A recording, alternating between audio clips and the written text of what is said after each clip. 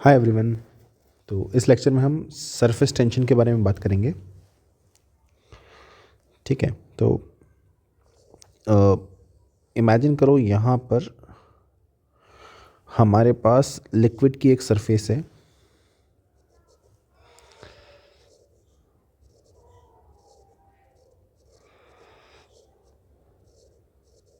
ठीक है, अब ये लिक्विड की सरफेस का जो बिहेवियर होता है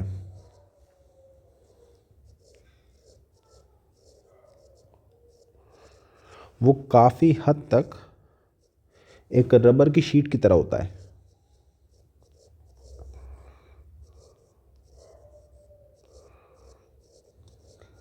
काफ़ी हद तक इसका बिहेवियर एक रबर की शीट की तरह होता है। ठीक है, अब इसका मतलब क्या है? जैसे इमेजिन करो कि सरफेस पे आपने कोई एक लाइन ड्रॉ कर ली। इस लाइन के राइट में कुछ मॉलिक्यूल्स होंगे, लेफ्ट में कुछ मॉलिक्यूल्स होंगे। अब होता क्या है, राइट में प्रेजेंट मॉलिक्यूल्स लेफ्ट वाले मॉलिक्यूल्स को पुल करते हैं। ठीक है, तो यहां बैठे हुए मॉलिक्यूल्स हाँ लेफ्ट में बैठे हुए मॉलिक्यूल्स को पुल करेंगे। ठीक है, सिमिलरली यहां बैठे हुए मॉलिक्यूल्स राइट वाले मॉलिक्यूल्स को भी पुल करेंगे, ऐसे। ठीक है, अब यहां पर किसी एक साइड जो फोर्स लगता है पर यूनिट लेंथ, इस क्वांटिटी को हम बोलते हैं सरफेस टेंशन।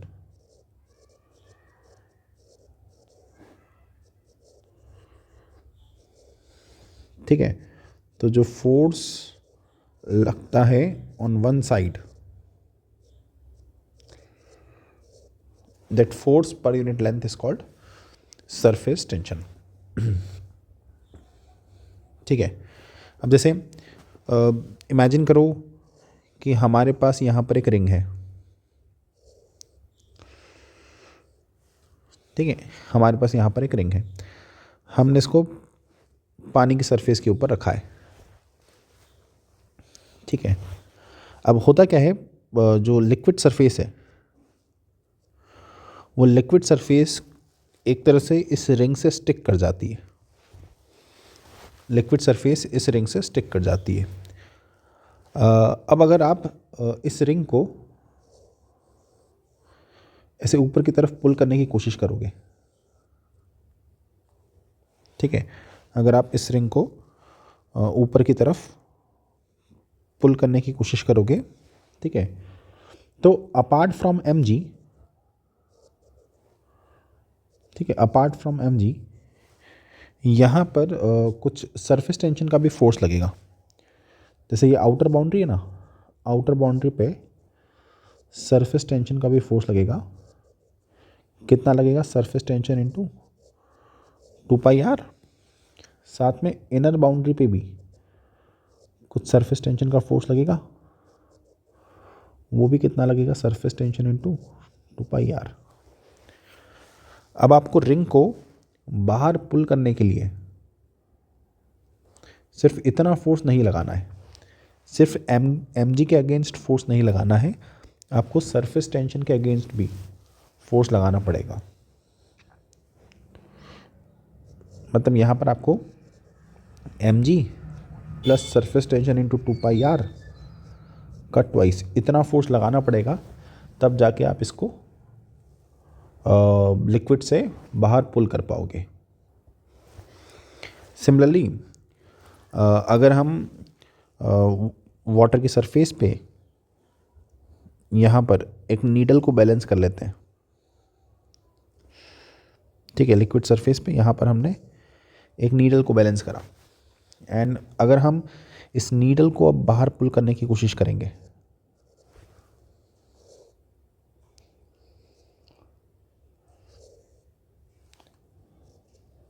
ठीक है, इस नीडल को अगर अपन बाहर पुल करने की कोशिश करेंगे तो अपार्ट फ्रॉम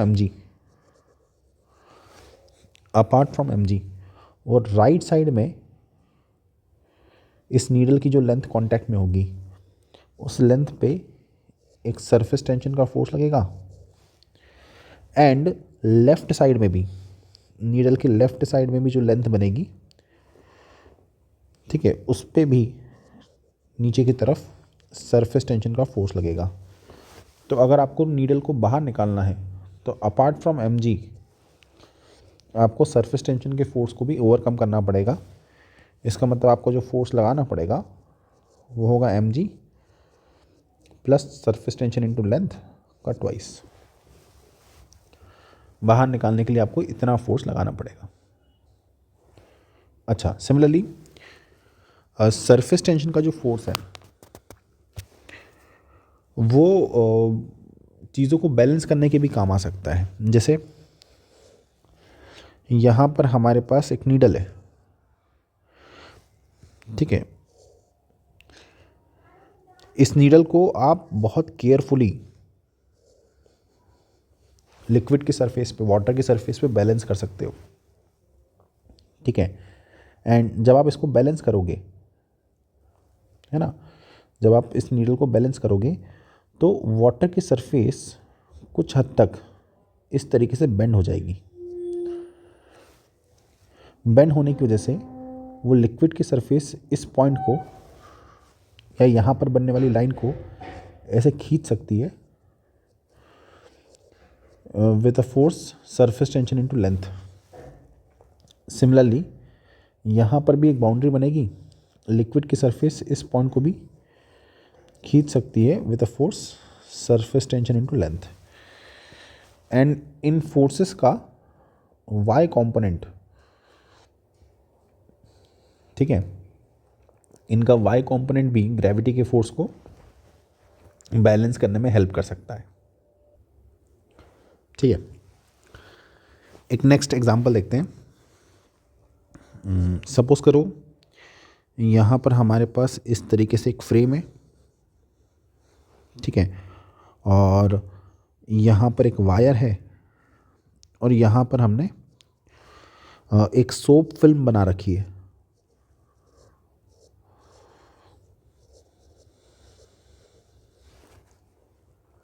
ठीक है। अब होगा क्या, ये सोप फिल्म में ऊपर एक सरफेस होगी एंड नीचे भी एक सरफेस होगी। ऊपर वाली सरफेस से इस वायर पे एक फोर्स लगेगा, surface tension into length. Similarly नीचे वाली जो सरफेस है उससे भी इस वायर पे एक पुलिंग फोर्स लगेगा, सरफेस टेंशन इनटू लेंथ। तो कुल मिला के आपके वायर पे इधर फोर्स लगेगा 2 times surface tension into length, ठीक है। अब अगर आपको इस वायर को बैलेंस रखना है या होल्ड करना है तो आपको भी बाहर से इतना ही फोर्स लगाना पड़ेगा, एग्जैक्टली इतना ही फोर्स लगाना पड़ेगा, ठीक है। अब सपोज करो कि हम स्लोली इस पे फोर्स लगा रहे हैं, है ना, एंड कितना फोर्स लगा रहे हैं, एग्जैक्टली इतना ही फोर्स लगा रहे हैं, और इस फोर्स की हेल्प से हम इसको सम एक्स अमाउंट से पुल कर रहे हैं, ठीक है। जब हम इसको एक्स अमाउंट से पुल करेंगे तो हम बाहर से जो वर्क करेंगे वो हो जाएगा फोर्स इनटू डिस्प्लेसमेंट, ठीक है। फोर्स मुझे पता है और डिस्प्लेसमेंट है एक्स के बराबर, ठीक है। ये हो जाएगा हमारा वर्क, ठीक है। अब सिंस यहाँ पर हम स्लोली मूव करा रहे हैं तो जो भी वर्क है वो काइनेटिक एनर्जी के फॉर्म में तो अपीयर होगा नहीं, तो ये पूरा वर्क पोटेंशियल एनर्जी के फॉर्म में अपीयर होगा, या फिर हम ऐसा बोलेंगे कि ये पूरा वर्क सरफेस एनर्जी के फॉर्म में अपीयर होगा, ठीक है। तो ये जो आप वर्क कर रहे हो ये पूरा अपीयर होगा in the form of surface energy, ठीक है। अब आप देख सकते हो कि ये जो क्वांटिटी है,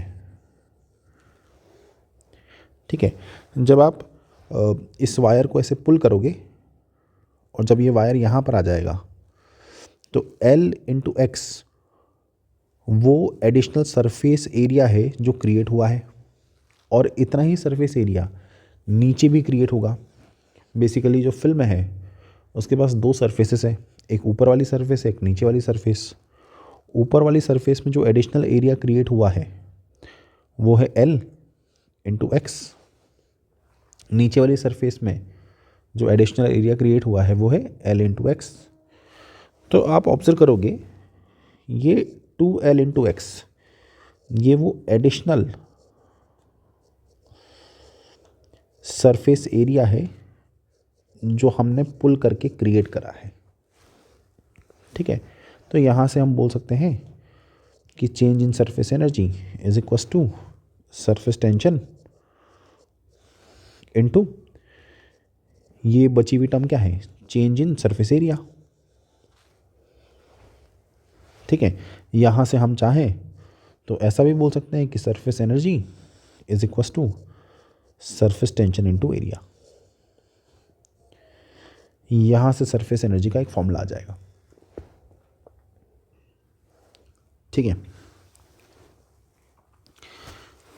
चलो अब एक एग्जांपल कंसीडर करते हैं। जैसे यहाँ पर हमारे पास एक लिक्विड ड्रॉपलेट है,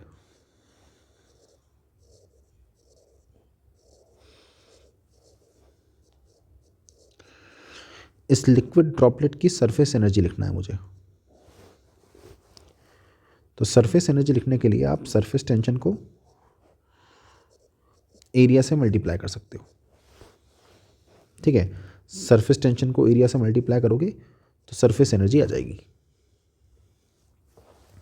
ठीक है। अब यहाँ पर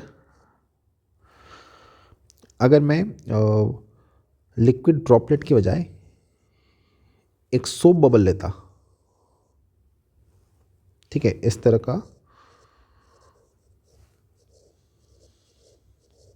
एक सोप बबल लेता, तो सोप बबल में दो सरफेसेस होंगी। तो जब आप सरफेस एनर्जी लिखोगे तो सरफेस एनर्जी लिखते समय आपको दोनों ही सरफेसेस को कंसीडर करना पड़ेगा। तो सरफेस एनर्जी का फॉर्मूला ये नहीं होगा, इंटू 2 होगा, क्योंकि आप दोनों सरफेस की एनर्जी कंसीडर करोगे,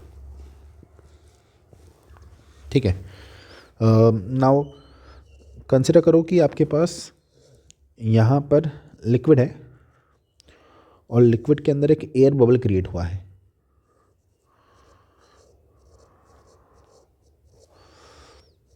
ठीक है। इस एयर बबल के पास यहाँ पर एक सरफेस होगी, इस सरफेस के करस्पॉन्डिंग आप सरफेस एनर्जी लिख सकते हो सरफेस टेंशन इनटू एरिया, ठीक है। नेक्स्ट आप कंसीडर करो कि आपके पास एक लिक्विड ड्रॉपलेट है,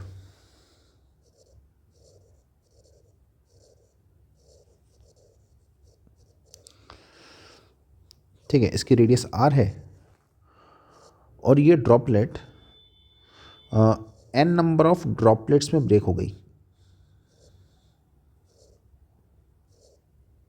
ठीक है।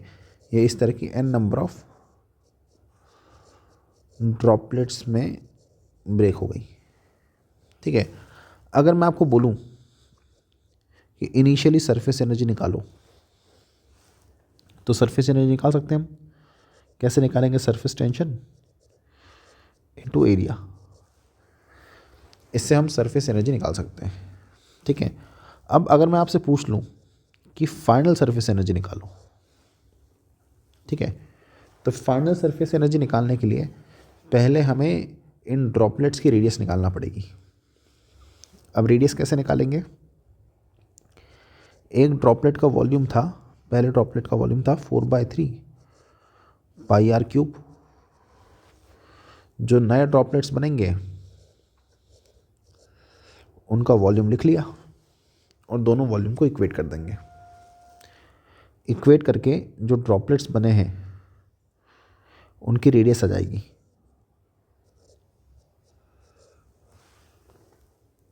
ठीक है, जो ड्रॉपलेट्स बने हैं उनकी रेडियस आ जाएगी। एक बार ड्रॉपलेट की रेडियस आ गई तो अब हम सरफेस एनर्जी लिख सकते हैं। कैसे? सरफेस टेंशन इनटू एरिया, और n नंबर ऑफ ड्रॉपलेट्स हैं तो n से मल्टीप्लाई कर दो। ठीक है, तो ये हो जाएगा n सरफेस टेंशन 4 पाई और स्मॉल r की वैल्यू जो हमने निकाली थी वो पुट कर देंगे।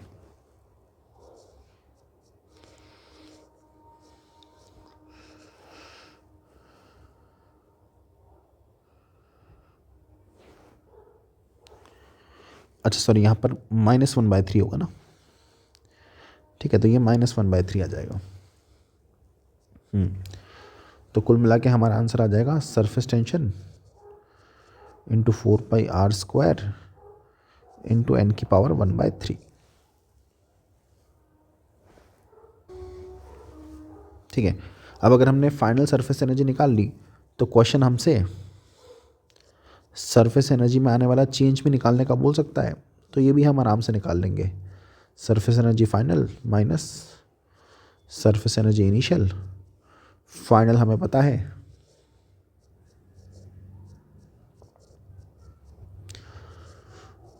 माइनस इनिशियल भी हमें पता थी। सबट्रैक्ट करके चेंज इन सरफेस एनर्जी निकाल लेंगे।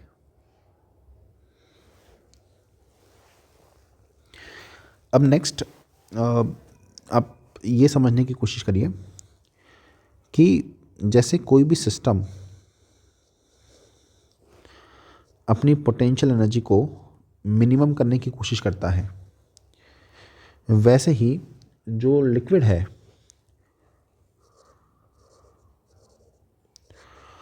वो अपनी सरफेस एनर्जी को कम करने की कोशिश करेगा। ठीक है, एंड सरफेस एनर्जी को कम करने के लिए आप इस सरफेस एरिया को कम रखोगे, एंड इस एरिया को कम रखने की वजह से ही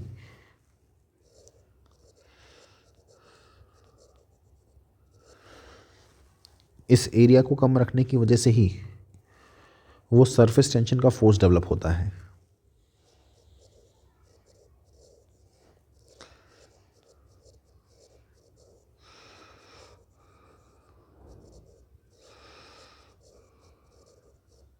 ठीक है, तो कुछ हद तक हम सरफेस टेंशन के फोर्स को एक्सप्लेन कर सकते हैं with the help of concept of surface energy.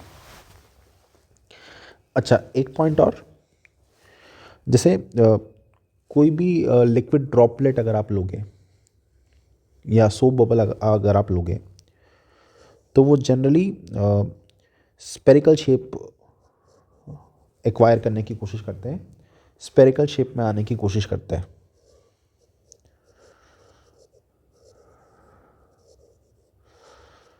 ठीक है, तो किसी भी ड्रॉपलेट का स्पेरिकल शेप में आने के पीछे reason is again surface tension या सरफेस एनर्जी। होता क्या है कि एक ड्रॉपलेट अलग अलग तरह के शेप ले सकती है। ठीक है, इन सब शेप में से जो स्पेरिकल शेप होता है वो स्पेरिकल शेप के पास मिनिमम एरिया या मिनिमम सरफेस एनर्जी होती है, और मिनिमम सरफेस एनर्जी के कारण ही है ना आपको most of the time liquid droplet या सोप बबल स्पेरिकल शेप लेता हुआ दिखेगा। ठीक है, तो अब अपन नेक्स्ट कॉन्सेप्ट की तरफ बढ़ते हैं, which is cohesive and adhesive force.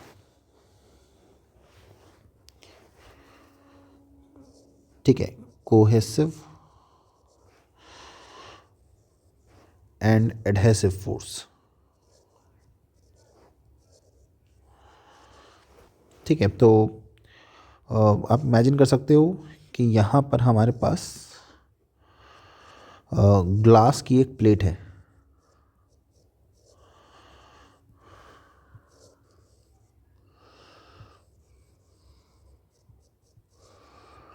ठीक है। एंड यहाँ पर हमने वाटर को स्प्रिंकल करा है ना, यहाँ पर अपन ने कुछ वाटर इसके ऊपर थोड़ा सा रखा है ना। एंड इसी ग्लास प्लेट के ऊपर हमने मर्क्यूरी को भी रखा हुआ है, मर्क्यूरी ड्रॉपलेट भी रखा हुआ है।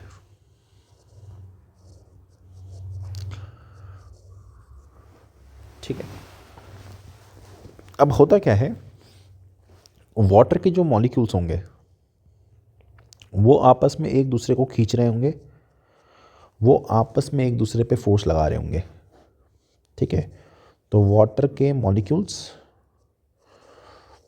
आपस में ही कुछ फोर्स लगा रहे होंगे।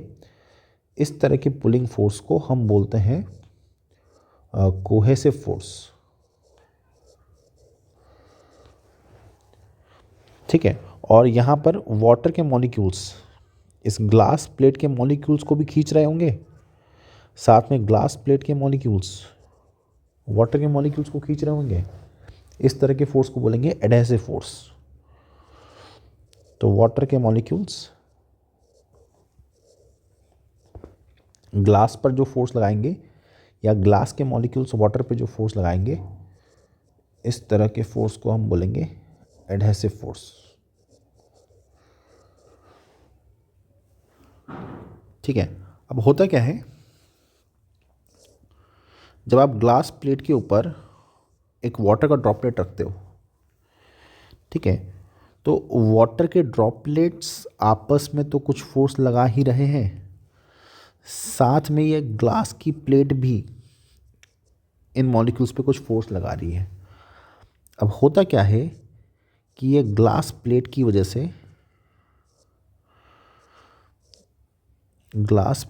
से लगने वाला एडहेसिव फोर्स ज़्यादा होता है इनके आपस के कोहेसिव फोर्स से। अब ये एडहेसिव फोर्स ज़्यादा होने की वजह से जो वाटर का ड्रॉपलेट है वो इस सरफेस के ऊपर ऐसे स्प्रेड कर जाता है। ठीक है। वाटर का ड्रॉपलेट जो है वो इस तरीके से सरफेस के ऊपर क्या कर जाता है, स्प्रेड कर जाता है। ठीक है। एंड अगर आप यहीं पर वाटर के बजाय मर्क्यूरी का ड्रॉपलेट यूज़ करते हैं तो मर्क्यूरी में ये एडहेसिव फोर्स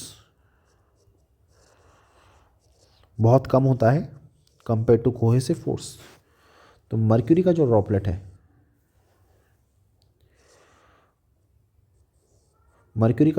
वो इतना ज़्यादा स्प्रेड नहीं करता। ठीक है। मर्क्यूरी का जो ड्रॉपलेट है वो इस सरफेस के ऊपर इतना ज़्यादा स्प्रेड नहीं करेगा। ठीक है।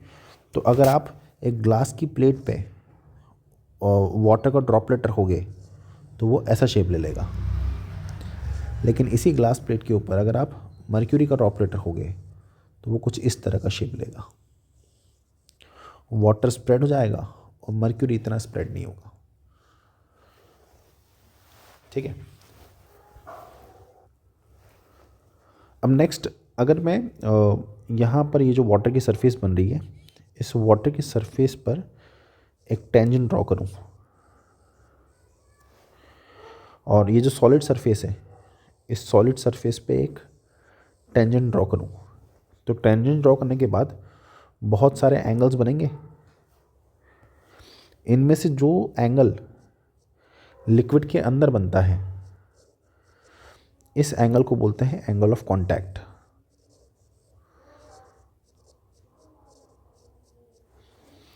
ठीक है। सिमिलरली आप यहाँ पर भी देख सकते हो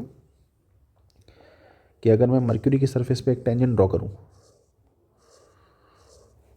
और सॉलिड सरफेस पे भी एक टेंजेंट ड्रॉ करूँ, तो टेंजेंट ड्रॉ करने के बाद बहुत सारे एंगल्स बनेंगे, लेकिन इनमें से जो लिक्विड के अंदर एंगल बनेगा, ठीक है, उस एंगल को हम बोलेंगे एंगल ऑफ कांटेक्ट। ठीक है। अब आप देख सकते हो कि वाटर के केस में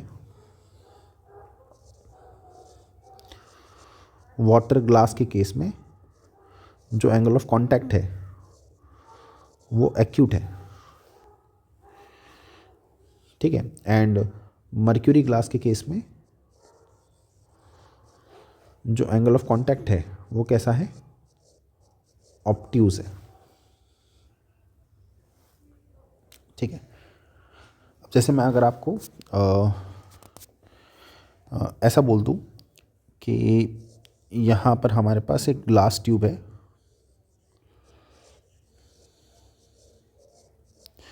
जिसको हम कैपिलरी ट्यूब भी बोलते हैं।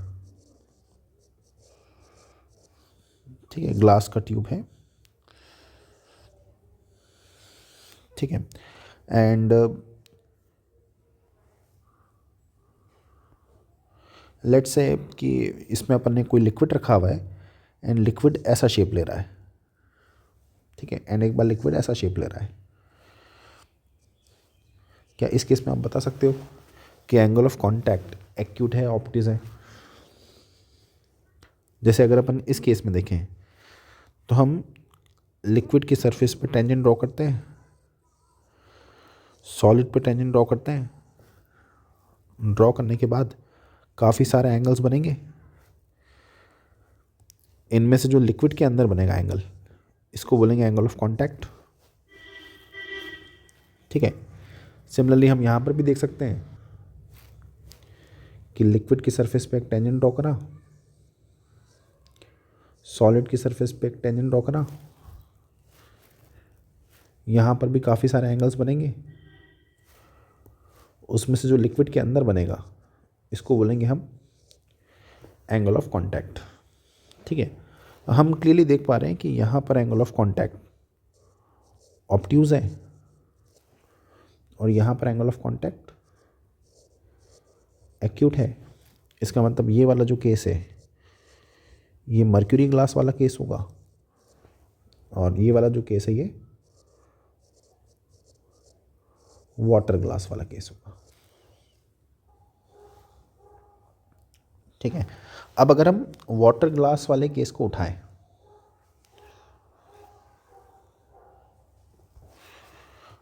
अगर हम इस केस को उठाएं और इसको ठीक से एनालाइज करें, ठीक है, तो आप ये ऑब्जर्व कर सकते हो कि ये लिक्विड की सरफेस है।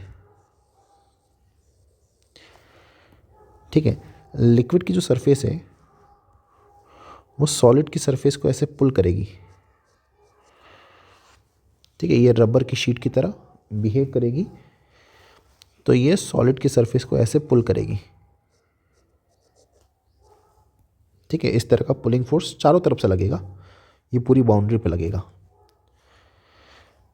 ठीक है, तो जब लिक्विड सॉलिड को पुल करेगा तो रिस्पॉन्स में सॉलिड भी लिक्विड को अपोजिट डायरेक्शन में ऐसे पुल करेगा।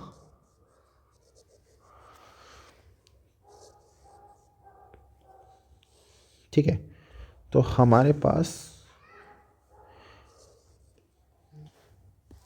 यहाँ पर लिक्विड था,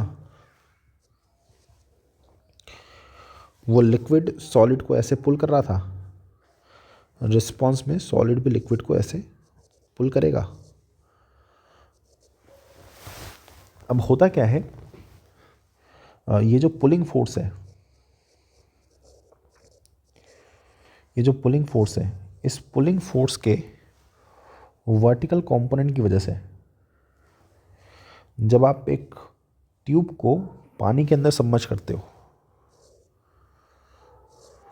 एक ट्यूब को पानी के अंदर सबमर्ज करते हो, तो इस पुलिंग फोर्स की वजह से ये वाटर का जो लेवल है ये इस ट्यूब के अंदर राइज कर जाता है। ठीक है, तो जब आप इस तरह के एक ट्यूब को पानी के अंदर रखोगे तो पुलिंग फोर्स के वर्टिकल कंपोनेंट की वजह से लिक्विड का लेवल उसके अंदर क्या करेगा, राइज करेगा, एंड इस चीज़ को बोलते हैं कैपिलरी राइज। ठीक है, एंड ये आपने कॉमनली फाउंटेन पेन है ना, या इंक पेन बोलते हैं, उसमें देखा होगा।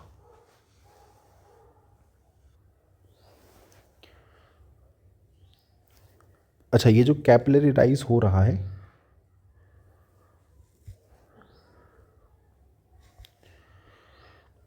ठीक है, ये जो कैपिलरी राइज हो रहा है, अगर मैं कैपिलरी की रेडियस आर मान लूँ, ठीक है। तो ये जो कैपिलरी राइज होता है, ठीक है, इसका फॉर्मूला होता है 2t cos theta upon rho g r. ठीक है, कैपिलरी राइज का फॉर्मूला होता है 2t cos theta upon rho g r, जहाँ पर थीटा ये एंगल ऑफ कांटेक्ट हो जाएगा। ठीक है, एंड हम ये फॉर्मूला डिराइव कर सकते हैं फोर्स बैलेंस की इक्वेशन से। ठीक है, करते हैं अभी अपन। तो हम क्या करते हैं, यहाँ पर ये जो लिक्विड है, इस लिक्विड का डायग्राम बना लेते हैं। तो इतने पार्ट ऑफ लिक्विड का अलग से एफबीडी बना लेते हैं। ठीक है, तो ऊपर जो है, ऊपर एटमॉस्फेरिक प्रेशर होगा, उस एटमॉस्फेरिक प्रेशर की वजह से, ठीक है, जो फोर्स लगेगा वो होगा P not into area, P not into projected area. उस एटमॉस्फेरिक प्रेशर की वजह से इतना फोर्स लगेगा। ठीक है, साथ में अगर आप यहाँ देखोगे, ठीक है, इस रीजन में, तो यहाँ पर भी जो प्रेशर होगा वो एटमॉस्फेरिक प्रेशर के बराबर होगा। ठीक है, तो यहाँ पर आपके पास एक ओपन सरफेस है। ठीक है, यहाँ पर आपके पास ओपन सरफेस है, इसके जस्ट अंदर प्रेशर एटमॉस्फेरिक प्रेशर के बराबर होगा इस पूरे लेवल पे। तो यहाँ पर भी जो प्रेशर होगा वो एटमॉस्फेरिक प्रेशर होगा, उसकी वजह से फोर्स लगेगा प्रेशर इनटू एरिया। ठीक है, अपार्ट फ्रॉम दिस, इस लिक्विड पे ग्रेविटी का फोर्स लग रहा है m इंटू जी, और यहाँ पर सरफेस टेंशन का फोर्स लग रहा है।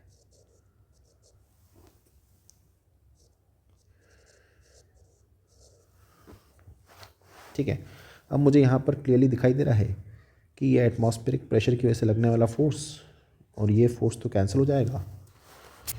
तो कुल मिला के सरफेस टेंशन का जो वर्टिकल कंपोनेंट होगा वो इस mg को बैलेंस करेगा। ठीक है, तो हम सरफेस टेंशन का फोर्स लिख लेते हैं T इंटू 2πr। इसका जो वर्टिकल कंपोनेंट होगा वो होगा cos थीटा के साथ। अब ये फोर्स क्या करेगा, mg को बैलेंस करेगा। ठीक है, तो यहाँ से इक्वेशन आ जाएगी T into 2πr cos theta must be equals to m into g. Mass के बदले में मैं डेंसिटी इंटू वॉल्यूम लिख रहा हूँ, और वॉल्यूम लिखने के लिए मैं अप्रॉक्सीमेटली इसको सिलेंड्रिकल अज्यूम कर रहा हूँ। ठीक है, सिलेंड्रिकल अगर अज्यूम करूँगा तो वॉल्यूम होगा पाई आर स्क्वायर इंटू एच। ठीक है, यहाँ से आपको हाइट का फॉर्मूला जनरेट होता हुआ दिखाई देगा। हाइट का फॉर्मूला यहाँ से 2t cos theta upon rho g r बन जाएगा। ठीक है, अब नेक्स्ट अगर हम इस कैपिलरी राइज को देखें, ठीक है, तो यहाँ पर एक सरफेस बनी है। ठीक है, यहाँ पर एक सरफेस बनी है। ठीक है, सबसे पहले तो इस सरफेस को हम बोलते हैं मेनिस्कस। ठीक है, अच्छा, हमने यहाँ पर एक टेंजेंट ड्रॉ करा था, सॉलिड के सरफेस पे भी टेंजेंट ड्रॉ करा था। ये वाला जो एंगल है इसको हम बोलेंगे एंगल ऑफ कांटेक्ट।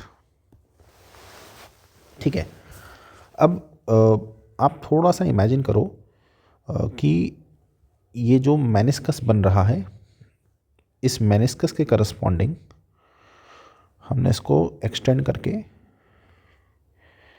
एक पूरा स्पीयर बना लिया। मेनिस्कस को थोड़ा सा एक्सटेंड करके हमने एक पूरा स्पीयर बना लिया।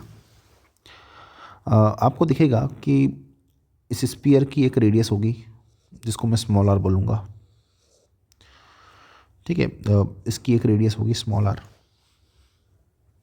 ठीक है। कैपिलरी ट्यूब की भी एक रेडियस होगी, वो होगी कैपिटल आर, ठीक है। अगर आप ध्यान से देखोगे तो मैं सेंटर से इसको ज्वाइन कर रहा हूँ, ये होगा स्मॉल आर, ठीक है। यहाँ पर एक वर्टिकल लाइन ड्रॉ कर रहा हूँ, यहाँ पर एक हॉरिजॉन्टल लाइन ड्रॉ कर रहा हूँ। मैं देख पा रहा हूँ कि ये वाला जो एंगल है, ये एंगल होगा 90 माइनस थीटा, और ये अगर 90 माइनस थीटा है तो ये थीटा होना चाहिए, ठीक है। तो ये वाला जो एंगल है ये थीटा होना चाहिए, ठीक है। अब मैं इस ट्राइंगल से बोल पा रहा हूँ कि अगर ये स्मॉल आर है, ये कैपिटल आर है, ठीक है। तो small r cos theta, small r cos theta must be equal to capital R, या फिर हम बोल सकते हैं capital R by cos theta is equal to small r, ठीक है। यहाँ पर कैपिटल आर और स्मॉल आर क्या है? कैपिटल आर है रेडियस ऑफ कैपिलरी,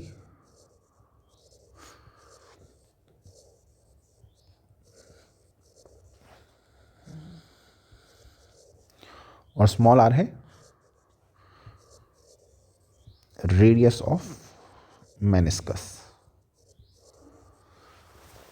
ठीक है। तो हमने क्या करा, यहाँ पर जो कैपिलरी की रेडियस है और जो मेनिस्कस की रेडियस है, उन दोनों के बीच में रिलेशन निकाल दिया। अब ये रिलेशन निकालने के बाद हमने कैपिलरी राइज का जो फॉर्मूला निकाला था वो था 2t cos theta upon rho g r. अब इसमें से ये वाली जो टर्म होती है r बाय कॉस थीटा, ये टर्म अभी हमने देखी कि ये मेनिस्कस की रेडियस के बराबर होती है,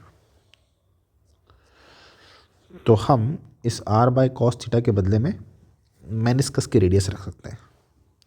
तो हाइट का फॉर्मूला आ जाएगा 2t बाय रो जी इंटू मेनिस्कस की रेडियस, ठीक है। तो in terms of capillary radius भी हम फॉर्मूला लिख सकते हैं, and in terms of meniscus radius भी हम ये हाइट का फॉर्मूला लिख सकते हैं, ठीक है। एंड आप देख सकते हो कि यहाँ से जो हाइट आई है that height is inversely proportional to capital R, या फिर आप बोल सकते हो height is inversely proportional to small r, ठीक है। अब ये जो एक्सप्रेशन है, ठीक है, इसको बोलते हैं ज़ूरिन्स लॉ।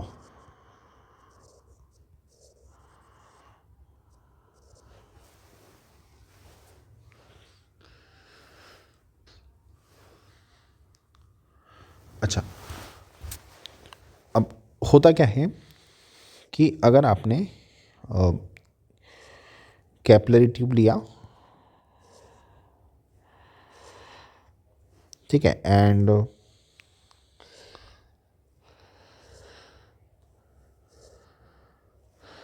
यहाँ पर वाटर के बदले में मर्क्यूरी रख दी, तो मर्क्यूरी के केस में कुछ इस तरह का मेनिस्कस बनेगा, ठीक है, कुछ इस तरह का मेनिस्कस बनेगा। सॉलिड की सरफेस इस पे ऐसे फोर्स लगाती है, ऐसे फोर्स लगाने की वजह से कैपिलरी राइज करने की बजाय कैपिलरी फॉल करती है। मतलब अगर आपने मर्क्यूरी के अंदर ये ट्यूब रखा तो फोर्स के कारण मर्क्यूरी का जो लेवल है वो ऊपर जाने की बजाय नीचे चले जाएगा।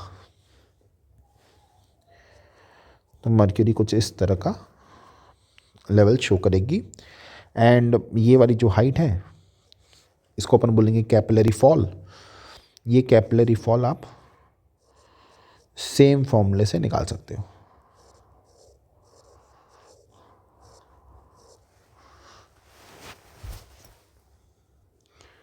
ठीक है। Theta is again angle of contact, वो कैसे निकालेंगे, यहाँ पर टेंजेंट, यहाँ पर टेंजेंट और ये वाला एंगल की हेल्प से।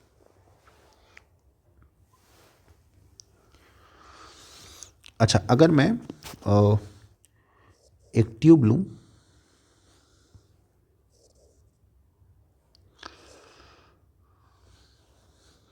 ठीक है, अगर मैं यहाँ पर एक कैपिलरी ट्यूब लूँ